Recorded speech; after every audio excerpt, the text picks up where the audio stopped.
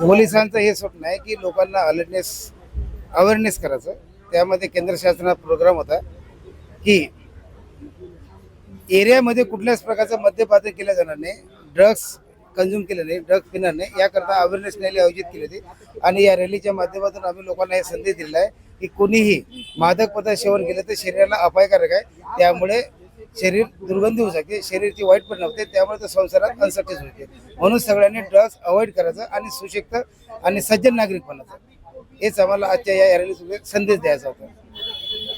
आज जो डोंगरी पोलीस स्टेशनने कार्यक्रम घेतलाय नशामुक्ती, तो खूप सुंदर कार्यक्रम. आणि या कार्यक्रमामध्ये माध्यमातून जे डोंगरीमध्ये नशामुक्ती किंवा ड्रग्स विकणारे लोक आहेत त्यांना हे अलर्ट व्हायला पाहिजे की आजपासून जर कोणी ड्रग्स विकला तर त्याच्यावर ही सक्त डोंगरी पोलीस स्टेशनची कारवाई राहील. आणि जी जनता आहे ती त्यांच्या सोबत आहे. आणि खरोखर सांगतो की आज जो जनतेचा कार्यक्रम आहे आणि जो पोलीस स्टेशननी जो सिनियर डोंगरी पोलीस स्टेशनच्या माध्यमातून जो कार्यक्रम झालेला आहे नशामुक्ती, हा आजपासून नशामुक्त हा डोंगरी हा आज आम्ही तुम्हाला देत आहे. डोंगरी पोलीस स्टेशनकडनं आज नशामुक्तीसाठी रॅली काढण्यात आली.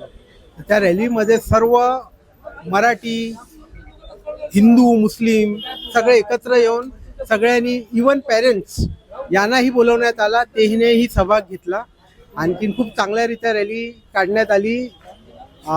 संदेश एवढाच होता की मुंबई डोंगरी 9 ज्याचा की नाव पूर्वी खराब होता नशेसाठी, पण या आता तरी पोलिसांनी त्यांना सीमित करून कारवाई करून त्यांना म्हणजे जे नशा विक्री करायचे त्यांना आटोक्यात आणलेलं आहे, धरपकड केलेली आहे. आणि त्याचबरोबर जे काही राहिलेले आहेत त्यांना पकडण्याकरिता व संदेश देण्याकरिता आपल्या नवीन पोरांना, न्यू यूथला, की नशामुक्ती हे चुकीचं आहे, करू नका, तुम्हाला दंडही मिळेल आणि नाही केला तुमचं आरोग्य सुंदर राहील.